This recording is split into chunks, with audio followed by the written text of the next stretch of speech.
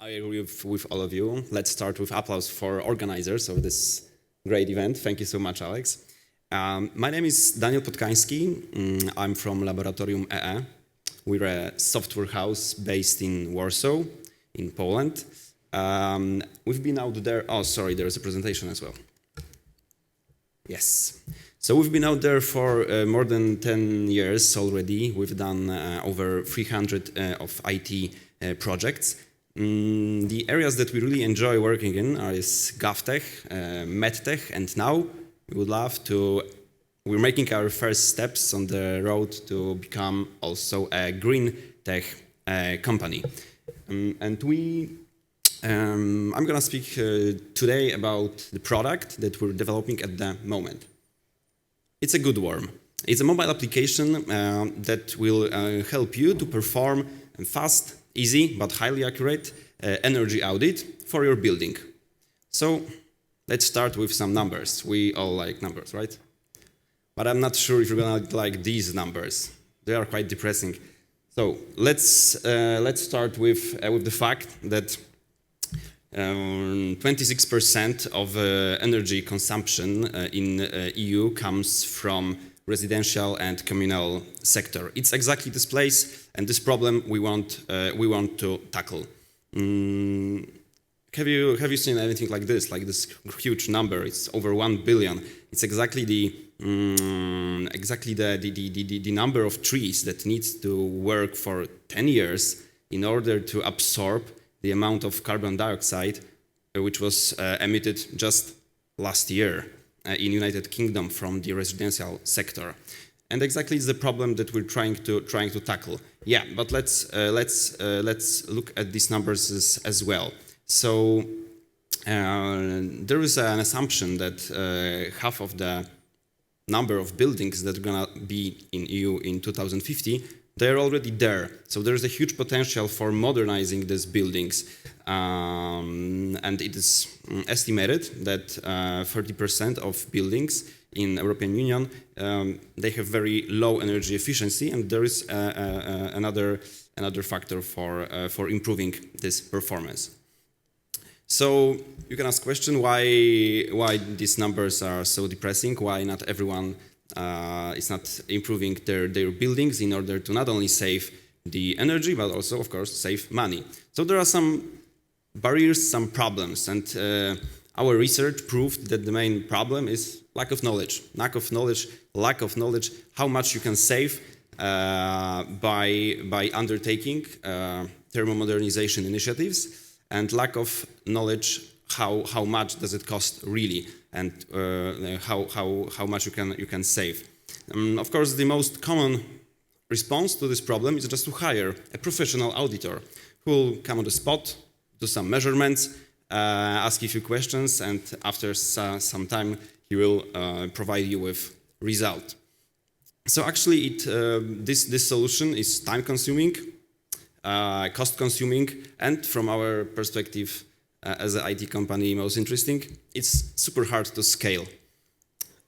So we developed a solution, goodWARM, which tackles this problem. Please welcome goodWARM, the mobile application which allows you to perform an energy audit on your own. So we don't need to hire anyone, you just need to answer 13 simple questions. Questions like number of stories, number of the decade when this building was built, so we don't even need to know the precise year, number of the square meter of area that is being used. And while you provide these answers, our algorithm that is behind is taking this data into consideration and produces the result of how energy efficient is your house, but it's not everything. It suggests also what steps what initiatives you can undertake, what you should take under consideration in order to improve this result. And you will also receive the projection of how much might it cost and how much you can save.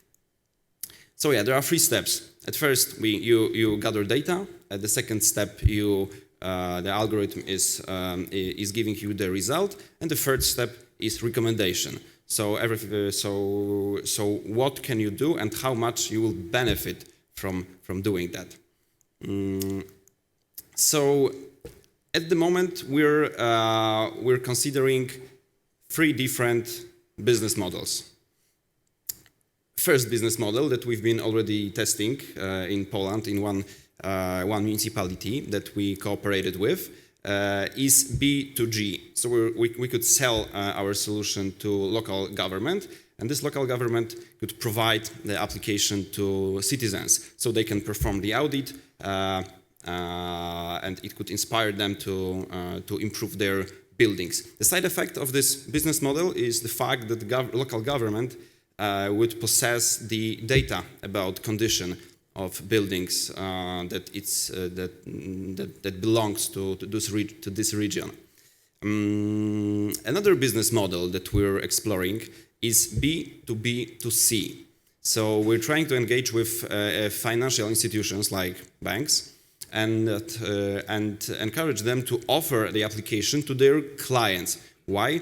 Because when the end user, so the client of a bank will perform the energy audit and will receive some result and recommendations along with cost of these recommendations being done, he or she can apply for a loan from this bank. So bank, first of all, loans money, so they're happy, and they're enlarging their portfolio of green clients. And we're, of course, having a fee from this process.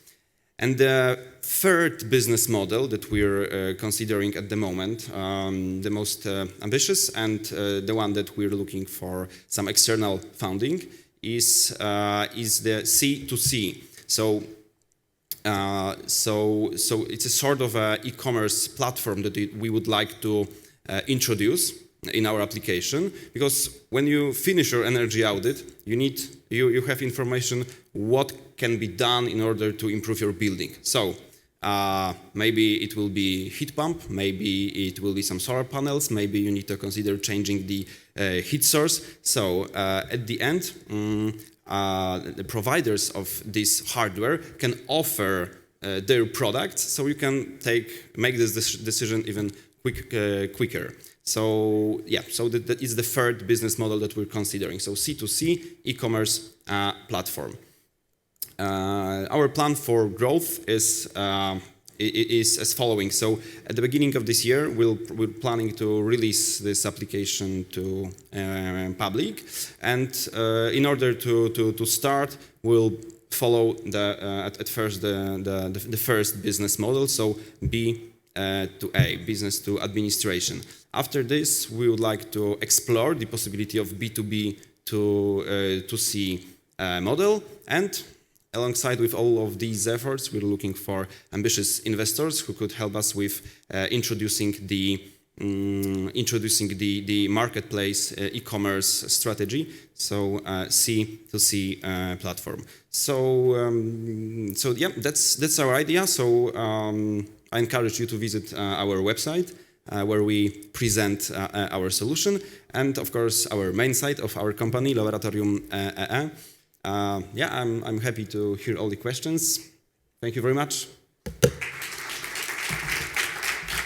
Excellent, Daniel. Thank you very much. It struck me 3 years ago when we ran CivTech 3, there was a company on there called HomeLink, which took essentially pulled together the IoT devices within a home, and so you could manage it from it.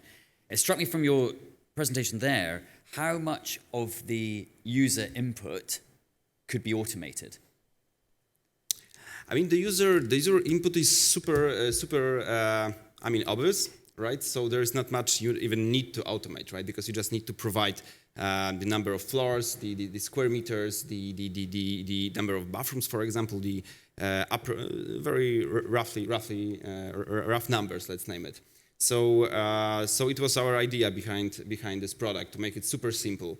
So in case of automation, we are at the moment when this user experience is friendly, it was tested with some amount of users already. So I think we're good. Yeah. In terms of this process. No, it's always interesting, you know, how much you automate something versus what you make manual. So, any quick questions from Guilherme? Congratulations on the presentation, the solution. But I was just, that's something that has been striking me. I just saw a BBC documentary, Channel 4 documentary actually, Wednesday, discussing that the thing of the data on emissions or the carbon footprint, what's the correct data, what's the actual data. And I saw in your presentation that you say that you have a 93% accuracy compared to regular other consultancy processes.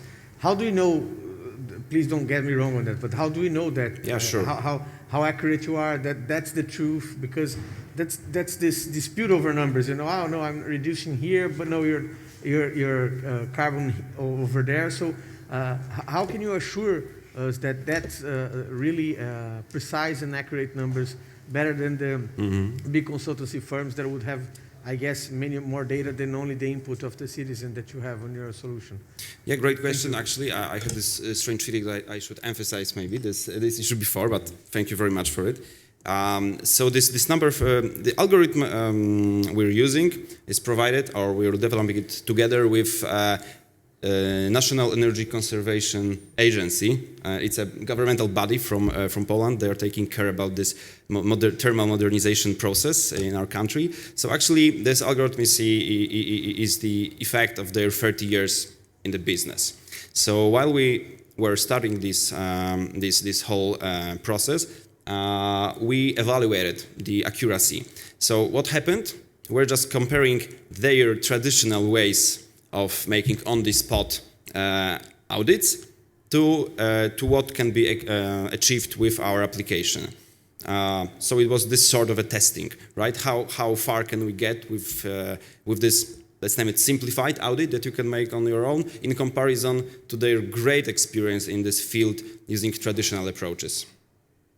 Of course, well, everything depends on the quality of data you put in, right? So there is some assumption that person is able to provide the number of floors and the number of stories and stuff. So basically, it depends, of course, on the data. However, we try to keep the algorithm resilient for such cases. Thanks. Thanks, Tony. Oh yes, sorry, at the back. Yeah. Hi, great product. Thanks. This is Ben Johnston from Blockchain Triangle. Really interested in your approach to the market and your experience of engaging, obviously, with people who want to provide this kind of information, and how you're progressing into the groups that are less interested in their carbon footprint. Yeah, sure. Thanks for this question. I mean, I think the right approach to this problem is finding the right partners that will promote your application. So when we were speaking about B2A business model, the effort of promoting of this initiative of using this application would be on local government. When we are speaking about B2B2C, there is more effort needed from the side, for example, of a bank, right? So definitely, while thinking about the business, we try to find such solutions for growth that will allow our partners also to I mean, we kind of will use their experience, that's for sure, and the fact that they are already well renowned among the end clients, because we know our limitations. So in order to overcome them, we need to cooperate with proper people. Brilliant. Daniel, thank you so much. And again, thank you for making the effort to come over. Thanks. Thank you so much. Thank you. For Daniel.